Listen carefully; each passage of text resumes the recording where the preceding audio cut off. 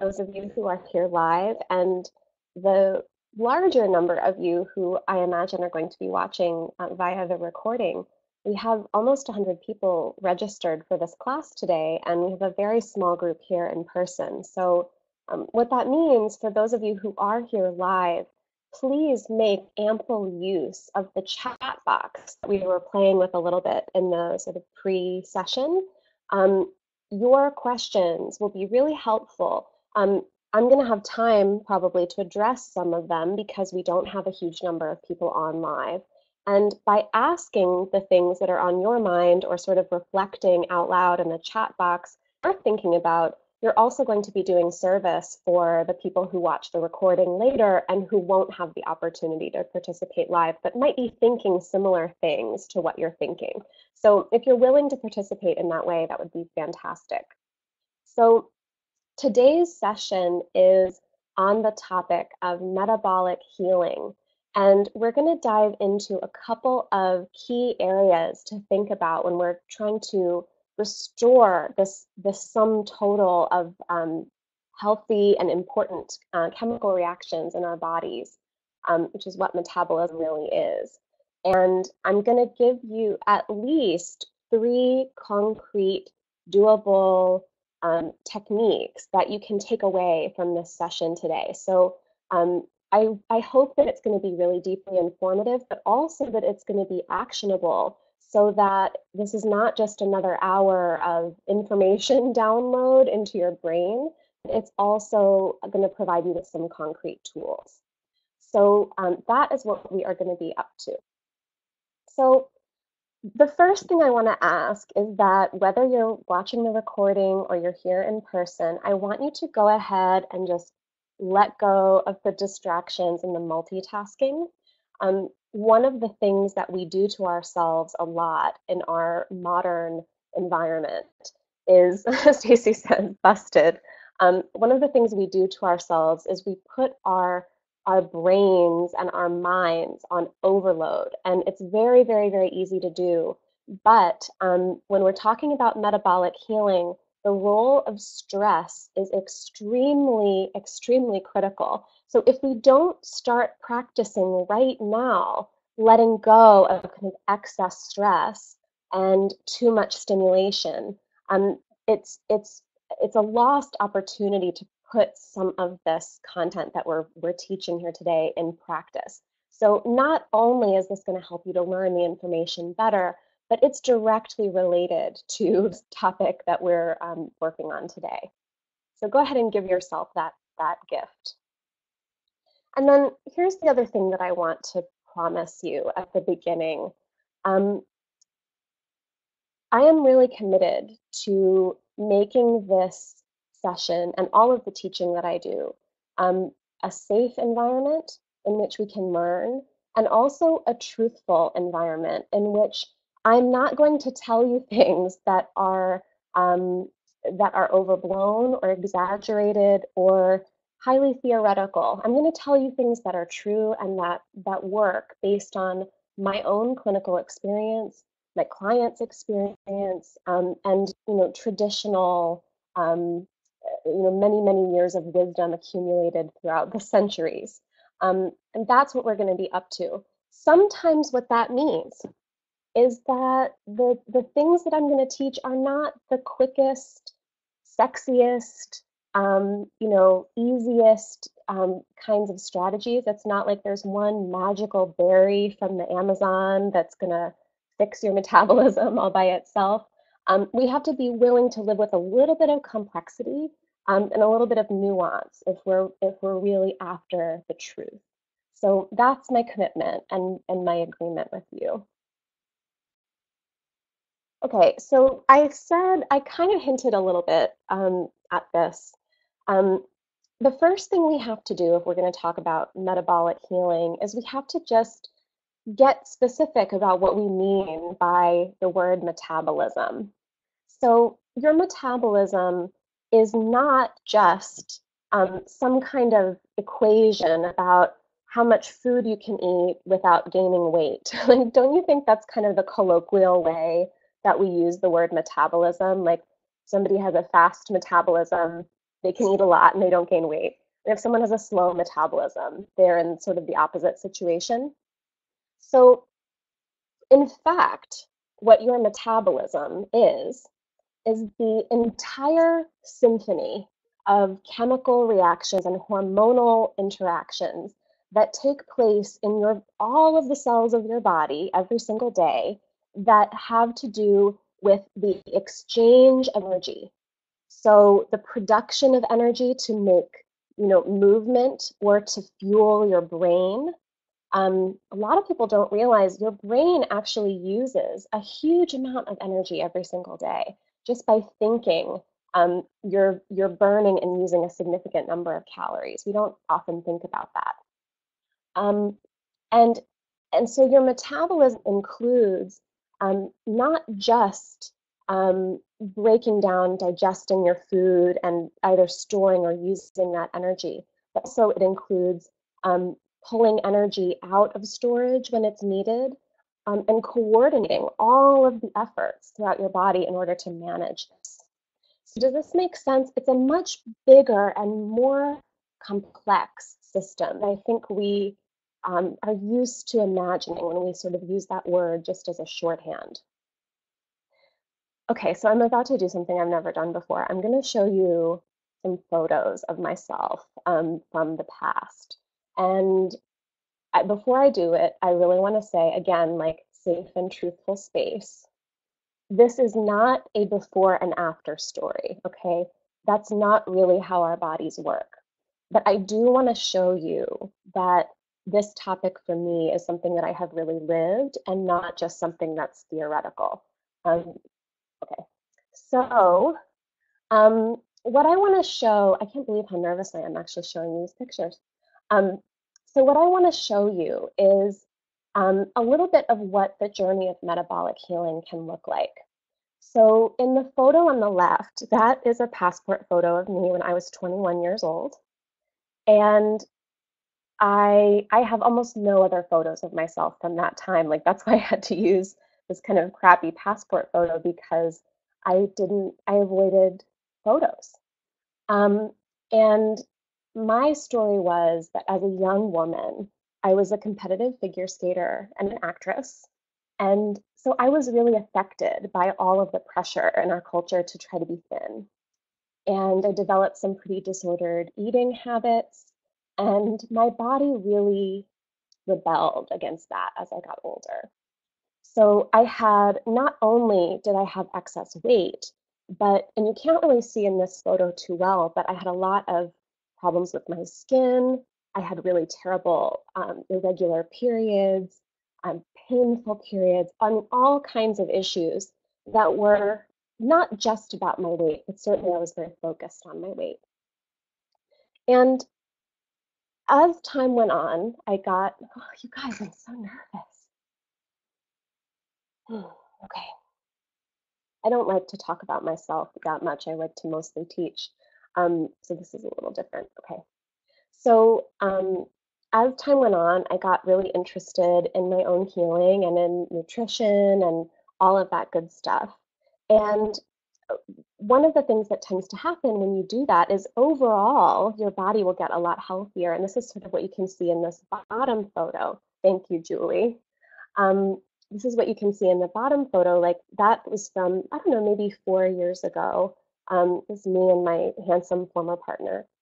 And a lot of times this is the stage where clients meet me, that they've already made some really big changes and they've gotten much healthier. You can see in that photo, like my skin looks great. Like I look like a very healthy person, but I'm still holding on to a little bit of extra weight, which again, from a health standpoint, that is not the worst thing in the world. It's actually healthier to be slightly overweight than to be slightly underweight for a lot of reasons, despite everything that our culture tells us.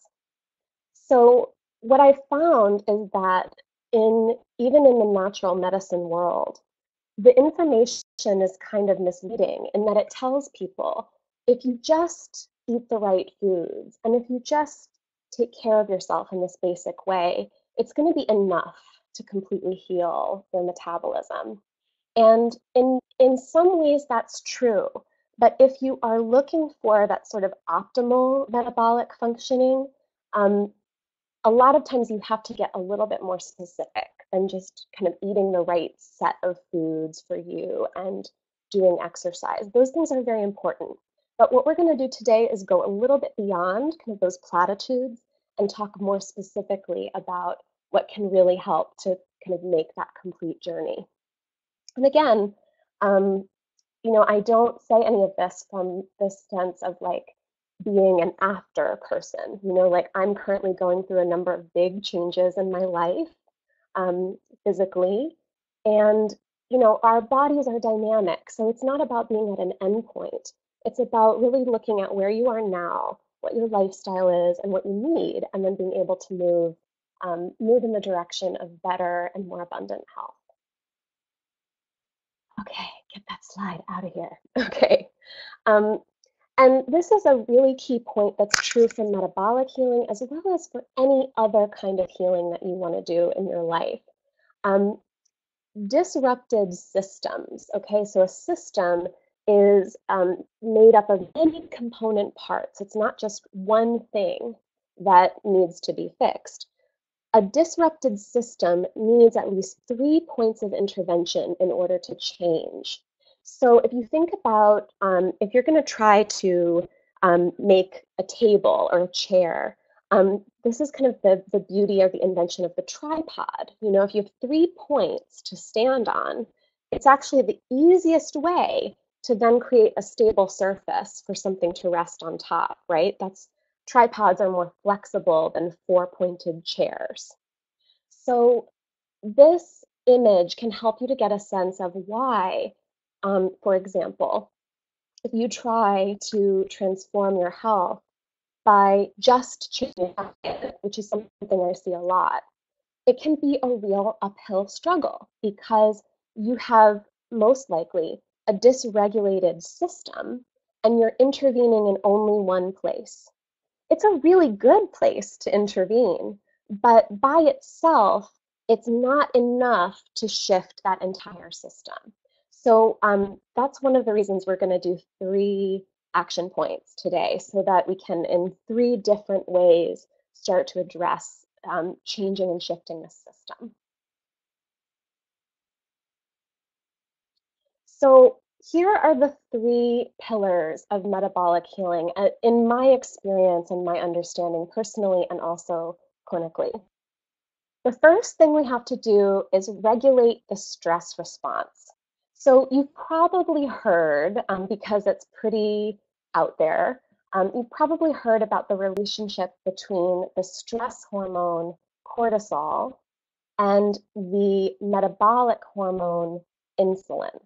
Just give me a little Y or a yes in the chat if you've heard of that before, if that's kind of familiar. Or give me a big old no if that's totally foreign and you have no idea. Um, Helen, yes. Julie, yes. Deborah, yes. Stacy, yes. Karen, yes. Um, DHC says heard of cortisol. So really quick for people who are new to this, um, when you're stressed, your body releases certain hormones, cortisol is among them.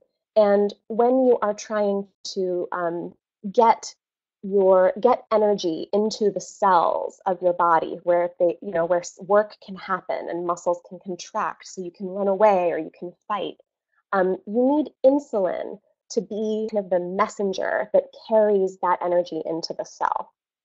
And when your cortisol is high, it affects the way that your insulin works because we want to be able to more easily get blood sugar out and into the body so that you can use it. But over time, if that stress response gets exaggerated and you keep hitting it, as most of us do with our lives being set up the way they are, over time, this can reduce your body's sensitivity to insulin. And just like any kind of drug that you might get to be dependent on, your body can kind of become resistant or almost dependent on a certain level of these hormones, on the insulin, and you have to keep making more and more and more and more in order to have the same result. And then that leads to corresponding crashes in blood sugar, sugar cravings, and ultimately to type diabetes for some people. So that's the relationship there. So we've got to regulate the stress response if we want to heal the metabolism. The next thing, probably of anything that I'm going to talk about today, this is my favorite. A couple of you who are my clients may have already received this circadian rhythm teaching. I think this is like the future of medicine. I think this is really on the cutting edge. We are understanding more and more about the way that our bodies are connected with the wider world. And a big part of how that happens is through the way that we relate to light, temperature, and the kind of the environmental cues that we get from the external world. And for many of us as modern people, um, natural light is the least important source of light that we interact with in our day. I know for myself, it's scary to think about how much time I spend in front of a screen with artificial light every single day compared to how much time I spend outside. And your circadian rhythm is intimately connected with the higher regulatory centers in your brain that direct the activity of all of the hormones and everything else that your body is up to. Um, I will stop talking about this because we have to stay on schedule, but there's just so much that is really important about circadian rhythm. And this is a really cool little lever to use as you're working on metabolic healing.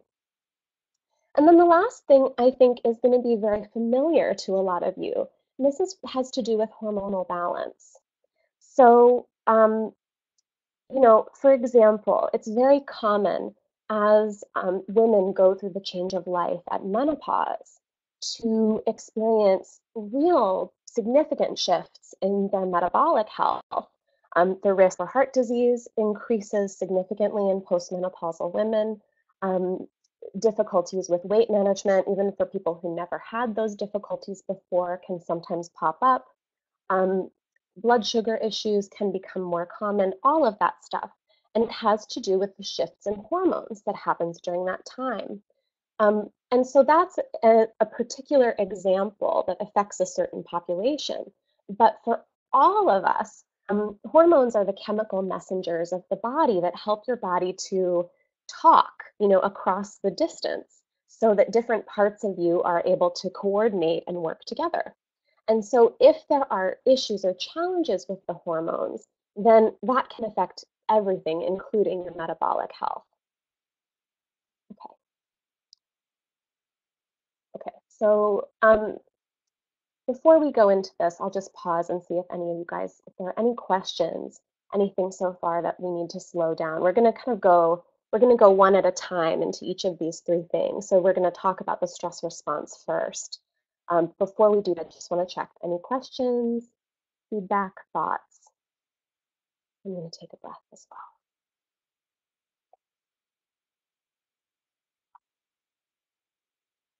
Okay, you guys are quiet, so I hope that means that you're feeling good. If not, definitely type up in the chat anytime.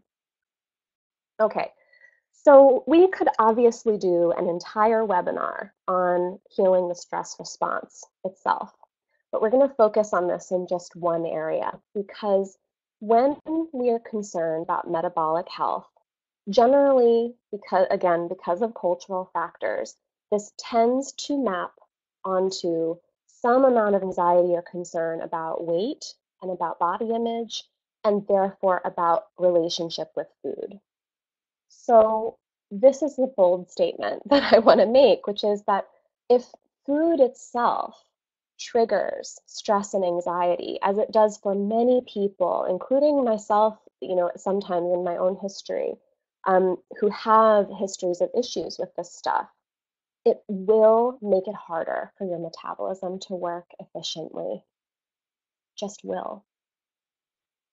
And the reason for this is because, of course, we know that food acts on our body, that the food that we eat, the presence or absence of nutrients, the glycemic load, like how quickly the sugar enters our bloodstream, what the food is made of, all of those things affect our health over time. But what we forget is that it's not just a one-way relationship. It's not like a simple cause and effect. Your body is dynamic, living, and it changes from day to day, not only based on the inputs, but also based on your state of mind and your state of being, your emotional life. And your body is acting on the food that you eat as well. So I think this is one of the reasons that, all of us know somebody in our families or our extended networks. Everybody knows somebody who lived to a very, very old age, ate bacon and lard and pie every other day of their lives and smoked, and that this person had wonderful longevity, very few health problems, and died peacefully in their sleep at a very old age. We all have heard those stories. And the reason for this is because there are, of course, genetic factors that come into play, but also your state of mind and being really matters. So if every time that you sit down to eat, you feel anxious, you feel uncertain about whether what you're choosing is good for you, or you feel guilty about what you're eating, or you feel conflicted about it, um, there are going to be chemical correlates to that in your body. And those chemical correlates um, have an effect on the way that your body is going to digest and store and use that food. So this is just a little map to kind of show you the flow here, right? So your thoughts can trigger emotions, and actually that can go both ways. Your emotions can also trigger thoughts. And then those, mind and heart feelings and thoughts have hormonal correlates. And then over time, this can lead to metabolic changes. And then you can just rinse and repeat this whole cycle, because if you start to notice, if you're worried, you're anxious about your body, and you start to notice your body changing in ways that don't please you, that can heighten this entire thing and just create more of a snowball effect. Um, Julie says yes to state of mind when eating. Yeah. So stress hormones, like we said, encourage weight gain. And this is just simply to highlight, if when you sit down and you look at food, or you're trying to choose food, if you're experiencing stress, you're setting up the perfect situation in which to encourage weight gain and insulin resistance and other kinds of metabolic issues. Okay, so you've probably heard a lot of conversation about like your relationship with food. Like, I'm sure none of these ideas are brand new to you. But what I think isn't always emphasized is that good relationships take practice.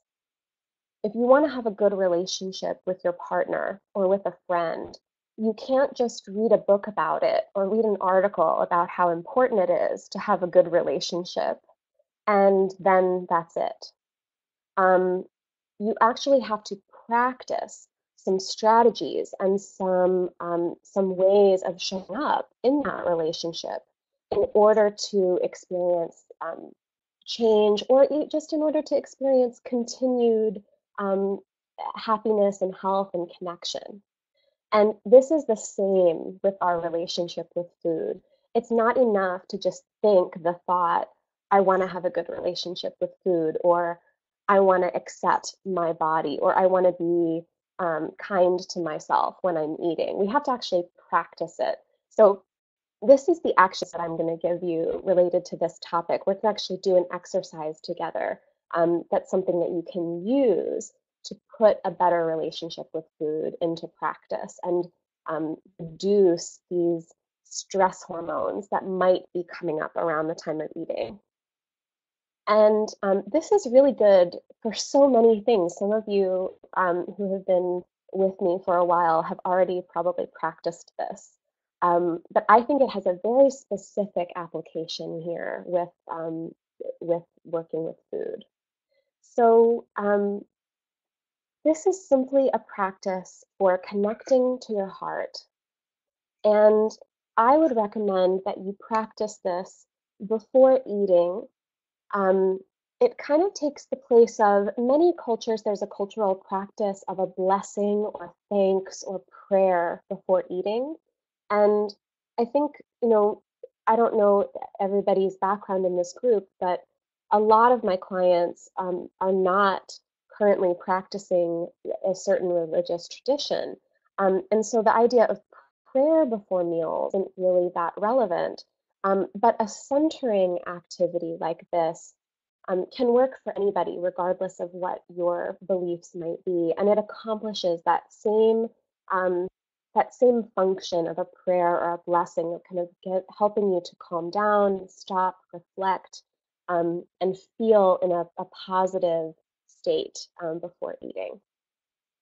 So there are 3 steps that you're going to do: heart focus, heart breathing, and heartfelt appreciation. So we're going to actually do a little prep for the appreciation stage, and then I'm going to take you through this exercise. We're going to do it together.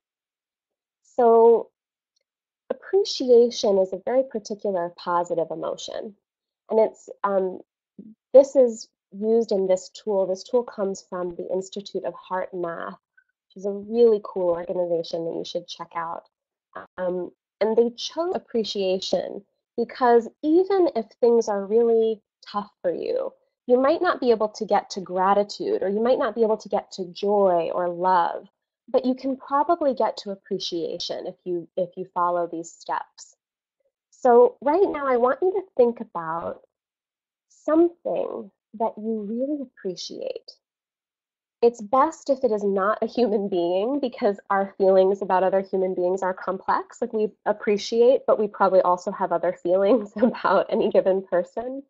Um, so it's best to choose an animal, a physical comfort.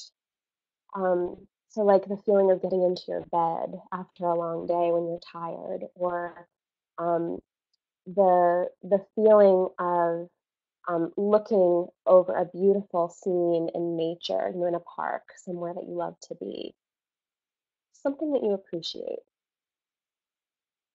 And once you have a sense of it, I want you to call forward an image of that thing and make it as vivid as you can until you actually feel yourself experiencing that emotion of appreciation. And sometimes if you're really not connecting with that first image, you can switch to something else.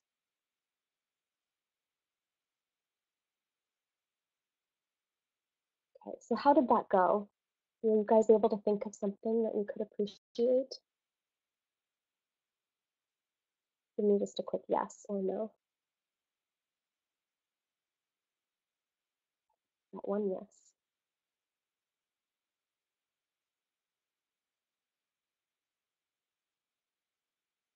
Yes, my dog. Dogs are perfect for this. Dogs and cats and babies are perfect for this. Okay, great. Um, okay, so we're going to go ahead and go through this practice. So just take a moment. I think it's easiest to do with your eyes closed. And we're going to start bringing your focus to the area around your heart. If you want, you can place your hand there. That tactile connection helps. Just feel the space in and around your heart.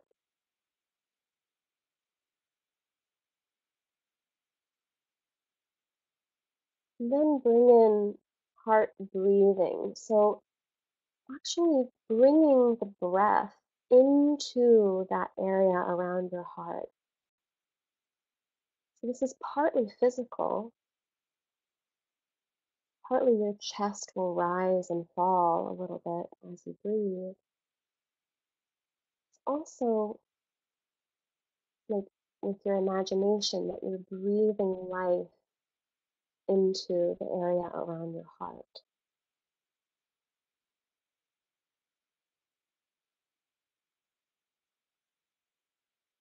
So heart focus and heart breathing. And now we're going to bring in that heartfelt appreciation. So call forward your image and use the breath to breathe that appreciation right into your heart.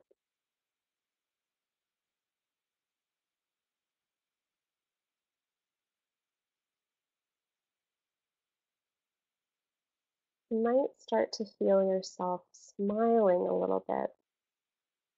And that's probably a good sign that it's working.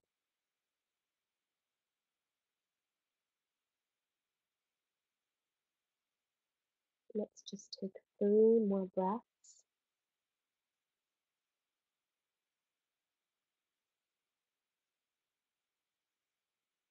And go ahead and let that go. So, what changed after just those couple of minutes of that exercise? What feels different? And I want you to really ask yourself this question if you're listening to the recording too. Um, this is very important for making some connections in our brains and learning a new skill. Um, so, what changed, if anything? There are no right or wrong answers here. Even if you got more stressed out, it's important. It's important to notice what happened. Stacy says that her heart rate slowed down. Stacy, do you have that from your fancy Apple Watch or something? Did you have actual metrics on that? um, Deborah says, I felt softer toward myself. Beautiful. Oh, that's beautiful. Yes. Stacy says no, but I should put it on. Yeah, if you have a tracker, if you have a device like that that measures any of those things, it would be very cool to actually test this exercise and see how your physical numbers change. Helen says, I feel more grounded. DHC says more awareness to body sensations and core area. Yeah, beautiful. So all of these things that the folks here live are mentioning, all of these I think are pretty easy to map on to a more parasympathetic state. So the body moving into a state of rest and digest, which is exactly what we want if we're getting ready to eat. It will set us up for the very best digestion and also for the best and most optimal metabolic um, relationship to that meal that you're about to eat. Um, I also tend to think that from this place, this calm, loving, soft toward yourself, as Deborah said, way of being, I think this is a place from which we're going to make the most compassionate choices for ourselves. And sometimes that means having a treat that's not the most healthy food that you're going to eat all day. But sometimes it also might mean having an extra helping of greens or noting your hunger and fullness levels. So I think this is a really important tool. Okay, so this is transformative action number 1. It has its own whole slide so that you can really put this into practice. Um, I want you to practice connecting with your heart before choosing the food that you want to eat, or before you start eating, or as soon as you remember. So it's kind of any one of those 3, whatever works for you. Sometimes when we're starting a new habit, um, you won't remember until after you're a little way into the meal. And if so, it's totally fine. Just, put your fork down, do this quick, heart focus, heart breathing, heartfelt appreciation, and then go back to your meal. It's totally fine. And over time, as you practice it, it will become a much more stable habit. Okay, a couple more points on this. The food that you eat and how much matters too. So I'm not going to go real long on this, but the biggest fallacy that I see, and I have a number of clients who've been really burned this, is that there are some groups of teachers and pundits, nutritional pundits out there, um, who hold forth that if you're eating the quote unquote right foods, it doesn't matter how much quantity of them you're eating, or that you just will naturally eat the right quantity. As a person who has a history of disordered eating, I can tell you that that is just not true for me. And it's not true for a lot of my clients. There are many reasons for this. Um, I'm sure there are some people who, if they're eating the right foods for them, will never overeat. They are, I think, rare people, um, in my experience, and just from the number of people who I talk to who this doesn't work for. So don't give yourself a hard time if you have kind of bought into one of these philosophies and then found it didn't work for you. It's actually not, there's nothing wrong with you. I think it's a problem with the philosophy. Okay, and then another little piece, I think it's very helpful as we're working with body image and healing around body image to anchor your relationship with your body into the values that really matter to you, in the outer world. So if you are a person who values equality and justice, how does that relate to the way that you treat yourself and your own body? How does it relate if you are a person who really believes in compassion? How does that, relate to the way that you treat and think about your own body? Really grounding in your values, is a very, very helpful way to deprogram from some of this cultural stuff around food and our bodies. So, this is my dog. She's a very good influence in my life. And you want to think about how can you, put more focus and more attention into the good influences, around your body image and how that relates to your values. So that includes the way you talk to yourself. This includes the kind of media you consume. So, the people on social media who are always posting, triggering photos, whatever that is for you, you can totally unfollow those people. It means, um, thinking about the people that you spend time with, about your friends, about, your family, and about how you are at work.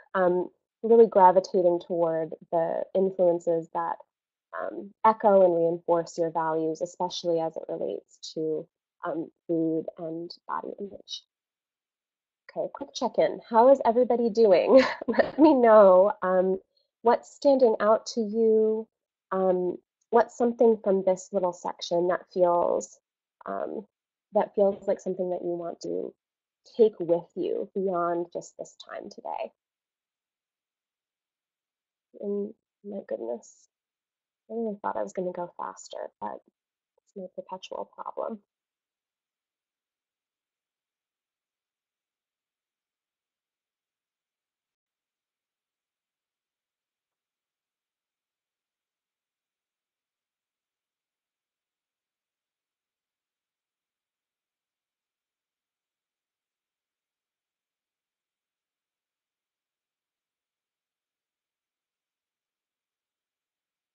Okay, we've got a few people typing. Oh, hi, Emily. I saw you on, while I was prepping and then you went away. I'm glad that you're back.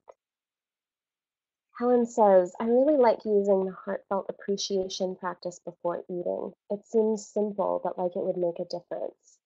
It really does for me. I don't always remember to do it, but I find it very helpful myself.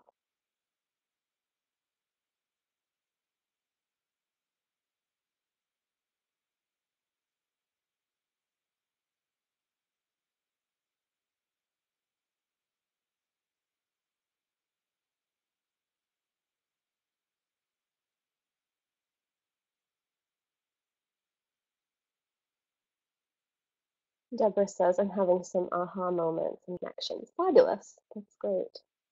I think Emily was typing. I'm going to keep going, but I'm going to keep an eye on you guys. So don't stop. Definitely keep going with your check-in. I'm going to just keep advancing a little bit. So we already mentioned this. Hormones. Again, these are one of these words that we can use so much and forget what it actually means. Hormones are the chemical messengers of your body. That's all they are. All they are. Emily says the idea that if you're eating the right foods, you can eat as much of them as you want has hindered me for a long time. It means a lot coming from you that I can let that go. Yes, yes, yes, yes, yes.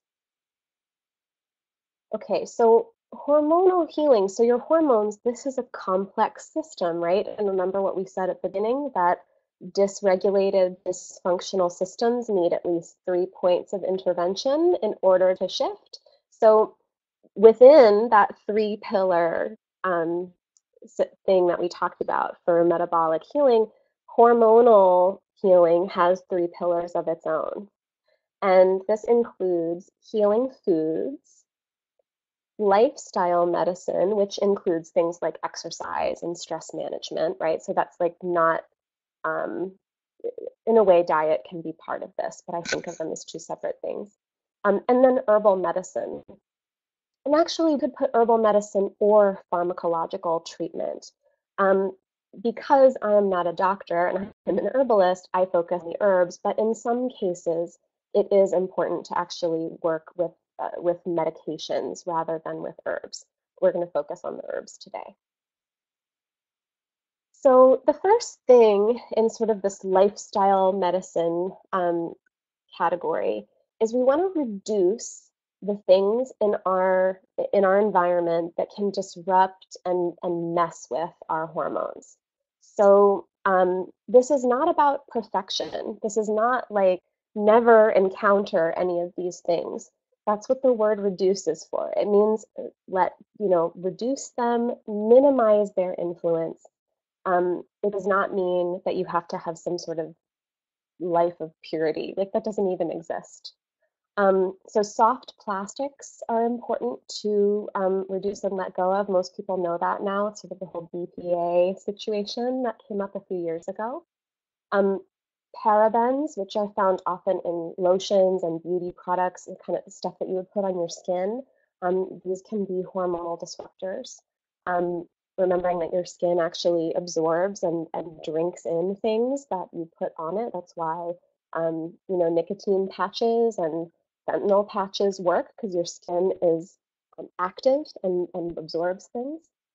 Um, Meat. So I'm not going to go deep into this. You do not, I think there are a lot of great reasons to be 100% vegetarian or vegan, but you'd have to go to that degree in order to reduce the hormonal disrupting influence of meat. But eating the amount that that people who eat the standard American diet eat is not good for your hormonal health, or for your metabolic health for that matter. Again, it doesn't mean completely you have to eliminate, but it's a good thing to reduce. Um, Similar with dairy, dairy comes from a pregnant cow who is producing milk for her baby to grow a tiny baby cow into a great big huge cow. Um, and it is a hormonally active product, even if there are no added hormones. There are naturally occurring hormones that are there in order to bond the mother and baby, just like for humans and our breast milk and all mammals' breast milk. So it is definitely a good thing to reduce if you want to take some of that hormonal burden off of your body. And then sugar. The main hormone that sugar disrupts is insulin. And it, again, you don't have to completely eliminate sugar, but it is about sort of mitigating and reducing its influence. Um, Karen says, I've stopped eating meat except for seafood. Cheese is the hardest dairy item to get rid of. Stacy says, can you talk for a bit about cheese? And haha, Karen. Right, cheese is special because cheese is kind of like concentrated milk because it instead of fluid milk, which also contains a lot of water, the cheese, we've now concentrated it and turned it into a solid and fermented it and done all kinds of wonderful cultural practices to make it taste amazing. And cheese is very commonly the hardest thing for people to give up because within milk, that's even more concentrated in cheese, there are proteins called casomorphins. And that word morphin might sound kind of like morphine to you. And in fact, it is related to sort of the opioid chemicals. And then caso might sound like casein, which is milk protein. And casomorphins are naturally occurring um, substances that help to make it really rewarding for baby cows or humans of any age to eat um, cow's milk because it makes you feel good. It plays with your, that system. And so it is actually somewhat addicting, cheese. Um, I could talk for a long time about strategies to get off of cheese as a person who doesn't eat it any longer, but probably a number of years ago would have thought that that would be totally impossible. So Karen, feel free to email me, or anybody feel free to get in touch with me, and maybe we'll do a whole other webinar on like giving up cheese sometime.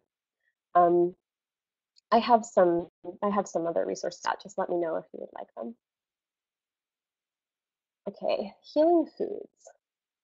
So before we go into this, I want to just say none of this is about perfection. None of this is about purity. It's about adding in and incorporating things that are going to help your body do what it naturally is going to do on its own. Okay? So this idea of detox is very important when it comes to hormonal balance. Your liver, one of the things that it does, in addition to detoxifying um, drugs that you take or contaminants or pollutants that are in the environment, it also breaks down and helps get rid of old hormones that are in your bloodstream that your body doesn't need anymore. And that it's doing that all the time. When our bodies become overburdened, the liver is amazing at detoxifying things. It can break down and render harmless chemical substances that we've only invented in the last 100 years. Okay, so this part of our bodies that evolved, however many hundreds of thousands of years ago, can handle totally new chemicals and compounds. It's quite amazing. But what can happen is with the sheer amount of processing that it has to do, if it doesn't have all of the nutritional support that it needs, the liver can start to slow down or become inefficient at that detoxification process. And it happens in a couple of stages. And so a metaphor I like to use here is that, when you clean out your house and like the first stage of cleaning out, if you're doing like Marie Kondo or something, you like pull everything out of your closet. And if you stop at that stage where you've pulled everything out of your closet and now it's like an explosion all over your bedroom, and you stop there, even though you've spent an entire day cleaning, your room is dirtier than it was when you first started. And this is kind of like what happens when the liver detoxification process is left incomplete. The first stage of detoxification actually creates some interim products that are more harmful to the body than what we started out with. So if that second phase of organizing, sorting, and putting things back in the closet in the right way doesn't happen, our bodies are actually left in a worse situation than before that liver detox process started. So this is why the nutrition is really important. And then the large intestine is also important here too, right? So like, your body is moving waste material out through your stool and the large intestine. And there are oftentimes some hormones, some products and some, chemicals that your body is getting rid of that are in the large intestine. If that stuff is sitting there for a really long time, as the body is pulling water out of the large intestine, some of those compounds and hormones can be reabsorbed into the bloodstream. And then the liver, once again, has to encounter these things. So we want to make sure that we're having, healthy, regular bowel movements and also that the liver is well supported. So there's a whole set of foods to include very specifically to support the different phases of liver detox. Um, However, this is the simple way we're going to deal with it just for today. If you simply add more veggies to your diet every day, you will be supporting your large intestine and you will also be supporting your liver. Every single vegetable has some amount of benefit for your liver. I'm almost certain of it. Certain categories or kinds of vegetables have different benefits, but if you're on a broad level, just including more veggies, you're going to be hitting many of those bases and getting yourself covered without a lot of stress. So that is transformative action number 2, just to keep this very simple. And I want to talk just for a minute about the role of herbs in hormonal balance. This is something that there's a lot of misinformation about as well. So, for example, you might have heard about like soy, for example, being estrogenic, or some of these herbs are like, oh well, it's too much like estrogen, it'll turn men into women, or it'll be harmful, or like increase your risk of breast cancer or something, or these kinds of things. You've heard maybe rumors like this um, about some of these quote unquote estrogenic herbs. um, Before we go specifically into this, I want to remind us that herbs exist on a spectrum. So on one side of the spectrum, you have things that are herbs that are really more like food, but like herbs that are nutritious, and they're more similar to spinach than they are to, aspirin. And on the other end of the spectrum, we have herbs that are very drug-like in their actions, or possibly even toxic. Um, and somewhere in between are most of the herbs, where we have a mixture of nutritional compounds that nourish the body, and some of those more, drug-like compounds like the alkaloids that something like caffeine, for example, is an alkaloid. It has a very specific stimulant effect on the body. People forget, coffee is a plant. It's basically an herb. So that's the spectrum. So depending on what we're talking about, herbs are going to play a different role.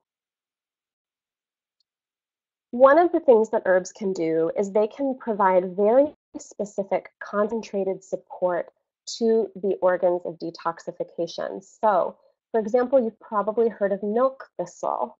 And milk thistle is one of a large number of herbs that can support the liver detoxification that we talked about.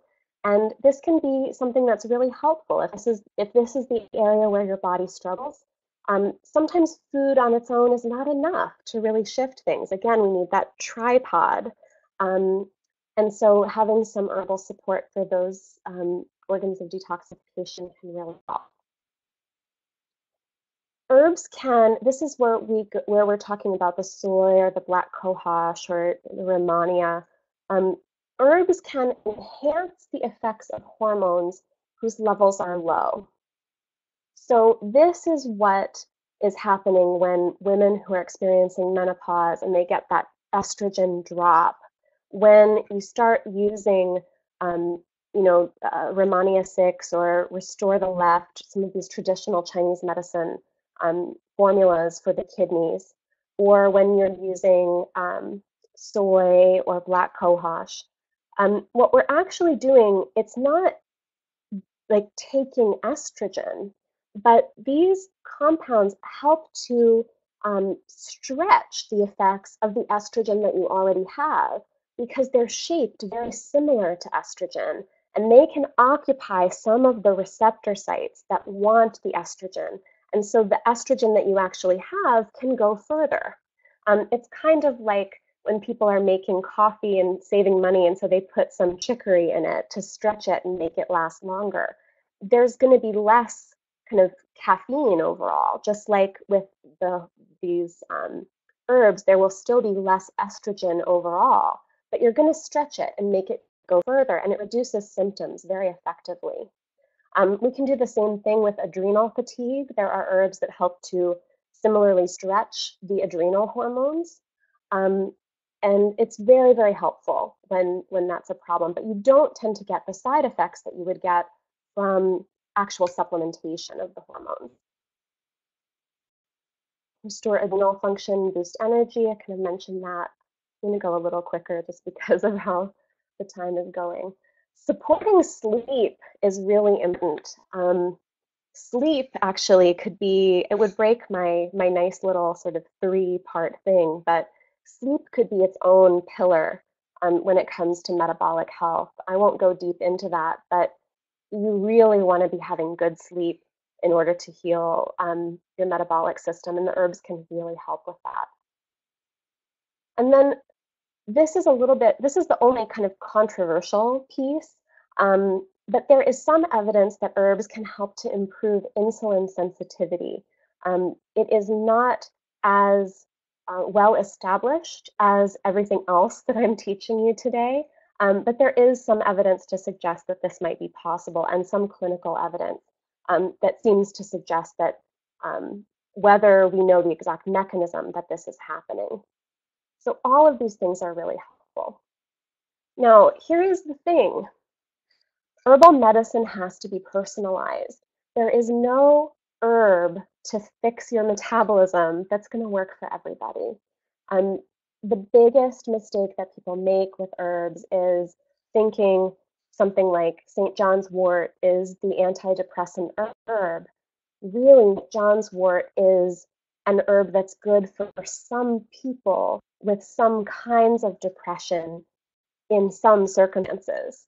And so if you don't have that sort of personalized support, you really don't, I mean, you have kind of a 1 in 4 chance, maybe, it's my estimate, of hitting on something that's going to work for you. It might work for you, and it's probably not going to be extremely risky in most cases. However, you do take the risk of spending money on things that aren't going to work, and then of possibly becoming demoralized and believing that herbs don't work after all. So that's why I know the personalization is really important. And there are a number of reasons, when herbs don't work, it's almost always one of these reasons. The wrong dose is that's a big problem. Wrong extraction or delivery method. So you could be taking the exact right herb, but maybe the compounds that you need from the herb are extracted in water, and you're taking an alcohol tincture, and you're not actually getting the medicine you need from it because those particular compounds are not in the preparation that you're taking. It could be that you're taking a great dose, it's prepared really well, but it's not a match for your needs. The most scary one, this is a problem, is that there can be contaminated, adulterated, and mislabeled herbal products on the market. Things that are manufactured in the US tend to be better on the whole. However, even that is not a perfect guarantee that you're going to have a safe product, unfortunately. And then the last issue could be lack of reinforcing food and lifestyle practices. So this is just, again, like if you don't have that whole tripod, it's going to be a lot harder for the herbs to work really well. Karen's asking, by reducing leptin resistance. I'm not certain. That is certainly a piece that people are checking out. Um, but again, there are some questions about exactly how the insulin resistance or improving insulin sensitivity part works. Okay, there are no metabolism herbs that work for everyone. The question is, what are your unique needs and which herbs are a fit for you? So how do we find that out? How do we figure that out? So my favorite tool for this is tongue reading. And you can see here in this tongue, you can see a couple of signs that are, relevant to metabolic health. The first is that her tongue is wider than the opening of her mouth. So you can check and see if that's true for your tongue. And then the second thing you can see is that there's kind of a white coating over the whole tongue. This is also relevant. And then a little bit on the sides of the tongue, you can see some teeth marks or scallops, especially on, I'm going to point to it with my hand. You can't see me doing that. Especially here on her left, the right side of the photo. So just check really quick. I'm going to guess that a number of you do, because a lot of times this is a common pattern for people with metabolic issues who are probably interested in this webinar. So just take a quick peek. Do you have teeth marks on the sides of your tongue? And let me know, yes or no. Karen says, yep. Awesome. Yes. Okay, we have two at least so far. Let's see if I have them. Sometimes I do, sometimes I don't. Let's see if I have them today. Yeah, I do. So this is what we're looking for. Little tiny marks. The deeper that those marks are, so mine are pretty minor today. If I had eaten a big bowl of almond milk ice cream last night, they would be deeper this morning. The more severe this pattern is, the deeper those indentations will be. So this relates to something that we call in Chinese medicine spleen qi deficiency. And the spleen system in Chinese medicine is what correlates to our ideas of the metabolism in Western medicine and digestion. And so when this system is slow or burdened, it means that the body is having a difficult time effectively transforming food into energy. It also really can relate to mental worry and stress, because in the Chinese system, we fully integrate mind and body. So it also can correlate to having a difficult time um, transforming life experiences into wisdom. And that can either be because you're currently being burdened with too many intense life experiences, or it can be because there are some coping skills that you need and some support that you need. So this is just one little example of how, if you're working one-on-one with somebody, you can get very specific about what are the number of different patterns that are contributing to your particular metabolic health challenges. And then over time, so you can start doing this now, this is like a bonus action step. You can look at your tongue in the morning and see how deep those scallops are on the side.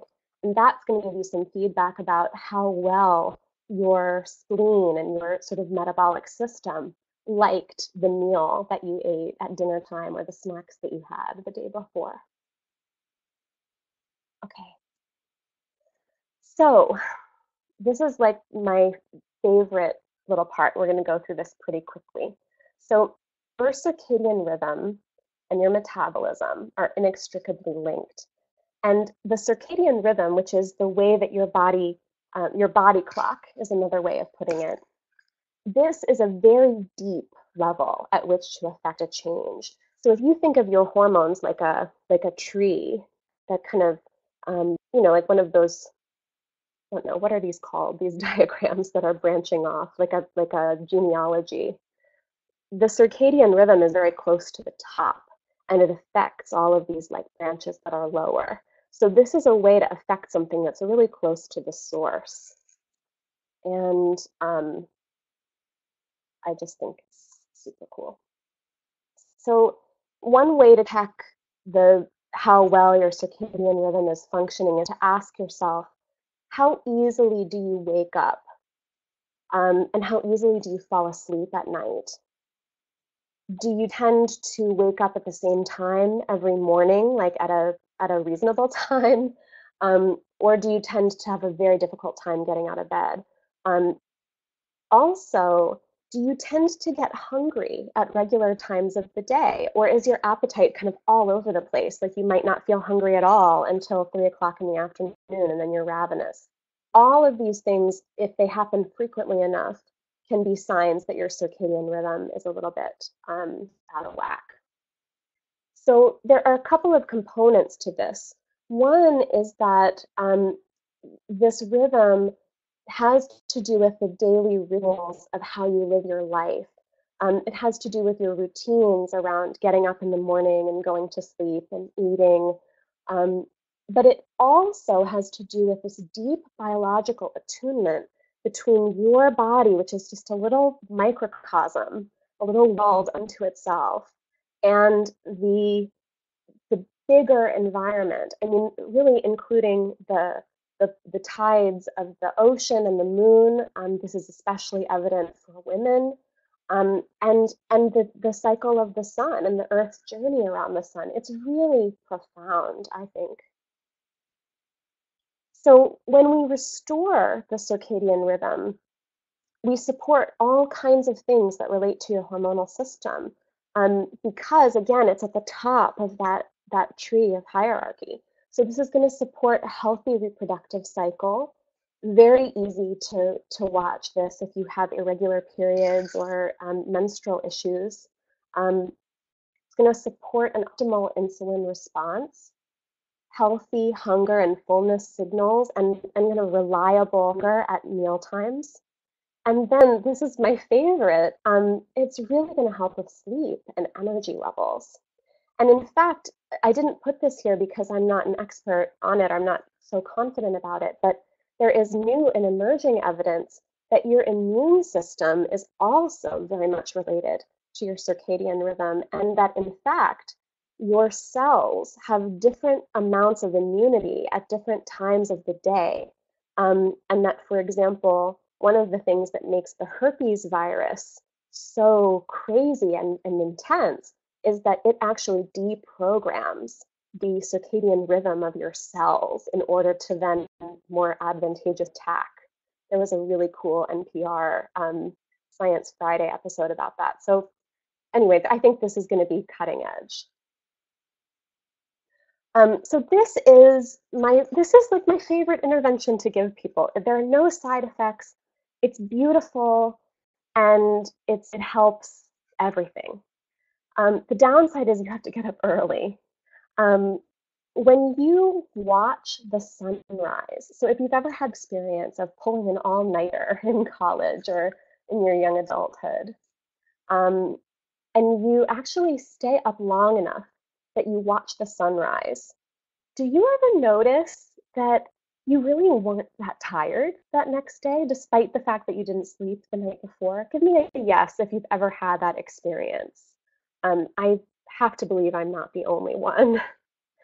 Yes, says Deborah. I think Helen's yes was from the last time. Okay, this is another yes from Helen. Okay, so at least a couple of you have had this experience. So the reason for that is because watching the sunrise cued and reset your circadian rhythm, even though you had no sleep. So imagine what this can do when you are sleeping well and you are sleeping regularly and you're using this as a form of lifestyle medicine. This is really powerful for fertility and menstrual issues for women. This is also really powerful for thyroid problems, especially subclinical thyroid problems. Highly, highly recommend it. So transformative action number 3, watch the sunrise at least 3 days per week and do it outside if at all possible. The reason for being outside is that your metabolic system is also going to respond to those changes in temperature. This is very particularly true for the thyroid component of all of this. which is, of course, very, very, very key. Um, and I really think this is like a life-changing intervention. It really is. So if you can make the commitment and the effort to give this a try, I really think that your own experience of how much better your sleep is and how much better your energy is will reinforce you to keep on doing it. Um, that's all I'm going to say about that. Okay. So, as I said when we first started, I really want you to actually carry these transformative actions into your life. I do not want this to just be an information download. Um, so I want to talk for a minute about what's next. And I also want to talk for the couple of you who might be out there who actually want some deeper one-on-one support around metabolic healing. I want to talk to you about what that next step can look like if you would like to reach out and do that together, okay? And then we'll do some Q&A at the end if there are any. So these are the two possibilities. Both or only one of them might be right for you. So no matter what, I want you guys to implement these 3 transformative actions. So remember, the first one was practicing that connection technique to your heart before you eat. The second one is eating more veggies. And the third one is doing that sunrise practice 3 days of the week.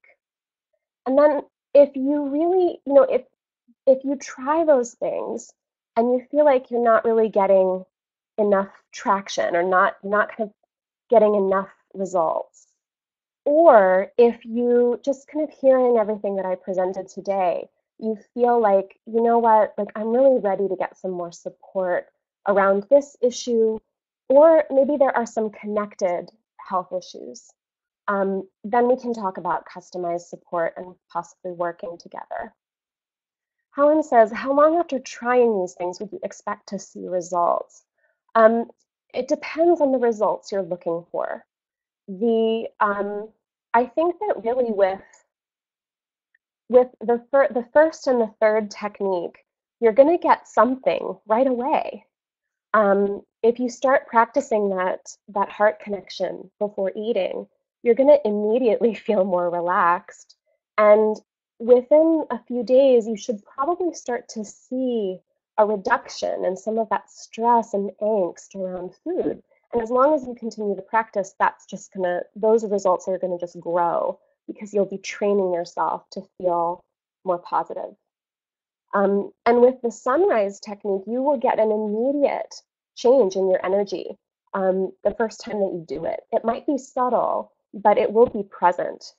So, I mean, I would say a couple of weeks is probably a good time frame to just get a sense of how you're going to do and how quickly it's moving and whether or not you feel like there's a shift. That would be my guess. But you should get a little something right away. Okay, so this is what working with you is like. There's at least one, two, three, a couple of clients are here on the call. So if you have anything chime in, by no means are you on the spot, but if you have anything to chime in, you're absolutely welcome to. So the way that I work is I incorporate all of the kind of comprehensive approach that I talked about today is what I do with all of my clients. So we look at healing foods, we look at lifestyle, and then we really dig in with the herbs. And I completely customize all of the herbal formulas and protocols exactly to you. So none of my clients, no two clients have the same herbal formula because everybody has different needs. And then I also think that it's really important. I offer support in between sessions by email, and I can be a little long-winded, but I really believe in deeply supporting you through the process of making these shifts and changes. Not just telling you what to do when we're in the sessions, but really working collaboratively and offering that emotional support as well. And then lastly, it's really important to me that we measure and actually get some results. I'm really happy to say that a vast majority of my clients see significant changes in issues that bring them to see me.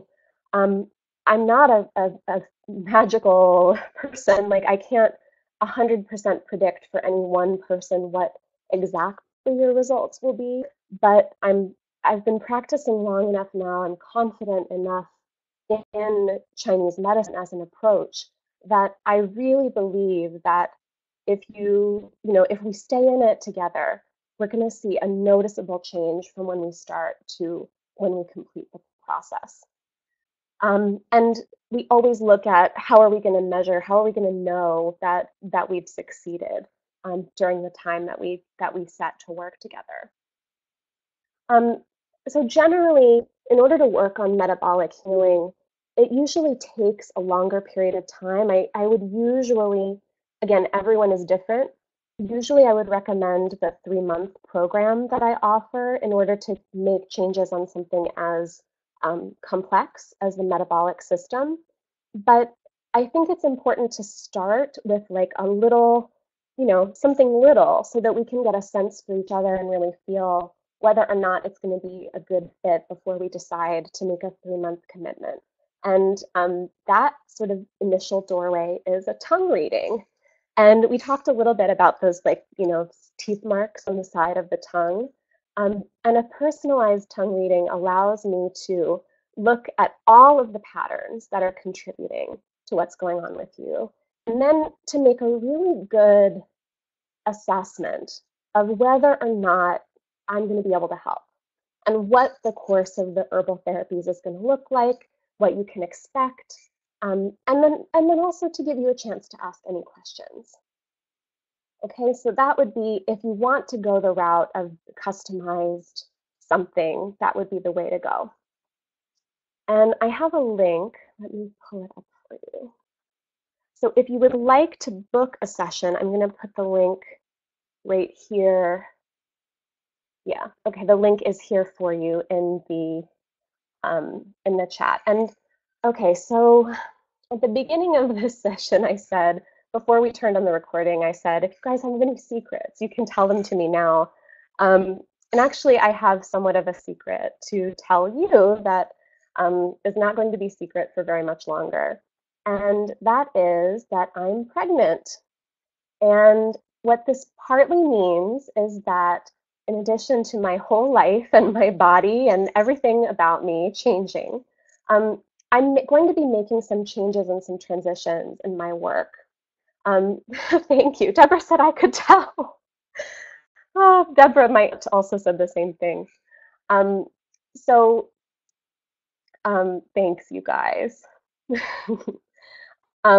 So what this means, I'm not going anywhere. I fully plan to continue to practice herbal medicine for probably the rest of my life, but there are going to be some changes in my business and in my practice as I prepare for my birth and also as I welcome this new little human into my life.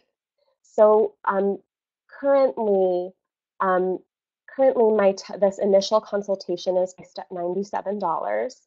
And one of the changes that I'm going to be making in my business is going to have to do with my rates. And the tongue reading is going to get significantly more expensive, partly because I want to make sure that if people are reaching out for this initial session, I still want it to be affordable, but I also want it to be something that people are serious about. And I have to think about how I'm allocating my time. And I really want to make sure that I'm giving the best to everybody, and especially to my long-term clients and the people who I'm working with deeply in programs. So I think this is going to be a really good move. But what it does mean is that sometime in the next 2 weeks, I haven't made an exact determination of when this is going to happen, but in the next couple of weeks, I am going to change this pricing. Both now and in the future, the tongue reading session cost is something that you can apply if you do decide to work with me more in depth. So it almost works as an initial payment toward a longer program. However, this is a really good time to be able to kind of dip your toe in, with $100 savings. So So that is my suggestion for a next step if you are thinking about customized work. And thank you guys for all of your sweet hearts and congratulations and all of that good stuff. Okay, so here we are. Made it in an hour and 20 minutes, and I feel like I have run a little bit of a marathon. Um, but I can stay on the line for 5 or 10 more minutes to answer any questions. If there's anything else that you guys are wondering, either about the teaching from today or about possibly working together, I would be happy to answer that for you. And I'm going to put that link one more time since all of your little congrats kind of moved it up.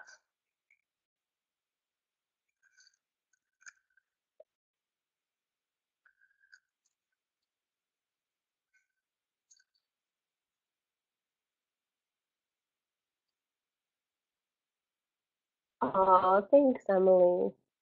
Emily says, highly, highly recommend working with Melanie one-on-one if you haven't before. I'm waiting to see your name on my schedule again, Emily. I'm hoping maybe today will be a catalyst for that. I know you're very busy.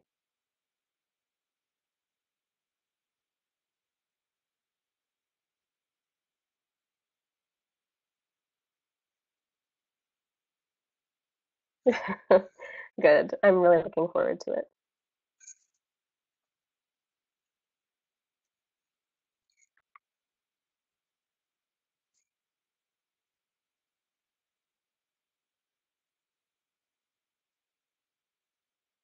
Karen says, can you say a little more about using herbs to rectify adrenal fatigue?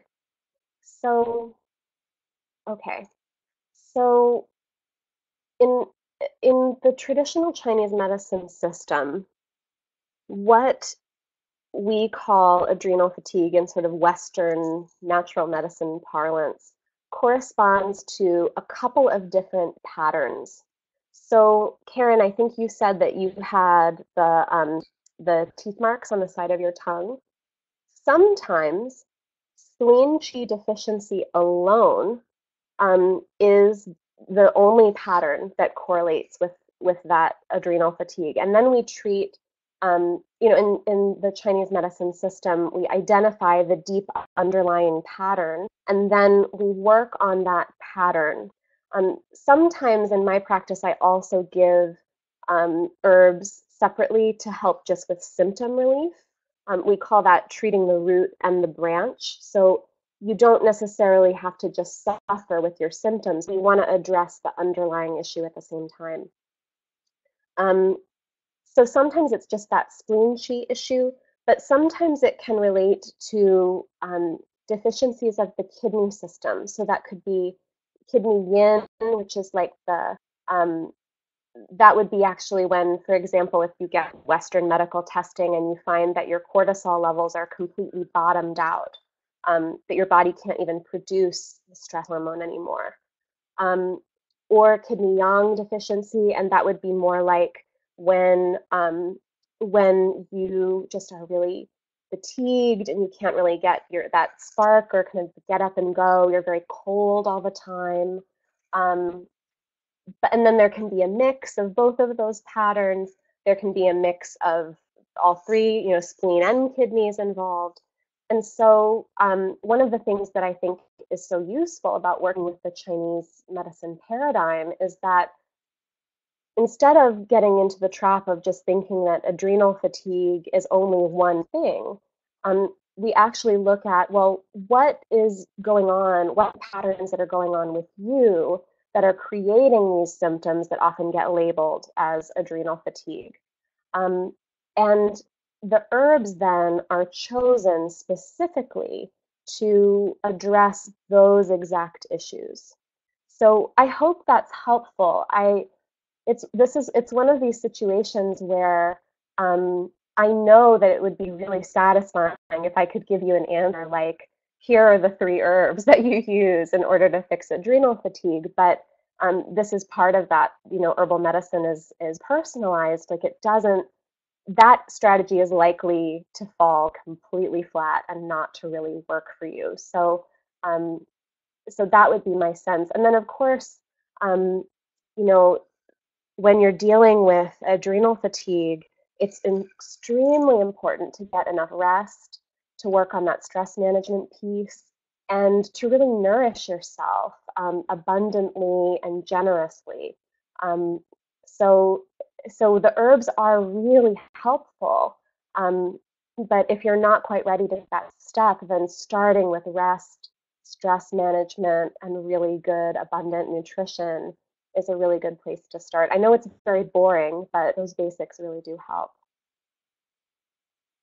Yeah, chronic stress, postmenopausal, leptin resistance, not enough sleep, etc. Yeah. Karen, you are not alone. I mean, this is kind of what this is. It's like a chain of things that happen, and it's really where I think it can be so helpful to work with the herbs because if we can just get a couple of points of restoration, even if we could just restore your sleep, um, it would start to make such a difference and make some positive, kind of get you on a positive cascade instead of the cascade of things devolving. Yeah, thanks, Stacy. Yeah, definitely not alone. Um, Please feel free to reach out, Karen. I would be happy to speak with you one on one and see if maybe working together would be helpful. I've worked with a lot of people in your situation. Okay. Anything else? I can stay on for another minute or two, and then I am going to acupuncture. Um, so, yes. Okay, great. I look forward to speaking with you.